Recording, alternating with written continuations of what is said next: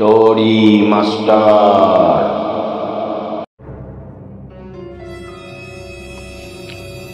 আপনাদের একটা মজার গল্প বলি, শুনুন। এক জমিদার পুজোর সময় ব্রাহ্মণদের পারিতোষিক দিতেন। এক ব্রাহ্মণ 2 বছর না আসার জন্য তার নাম খাতা থেকে কাটা যায়। পরে ওই ব্রাহ্মণ পুনরায় আবার যখন আসেন, তখন জমিদারের নায়েব জিজ্ঞাসা করেন, আপনার নাম কি?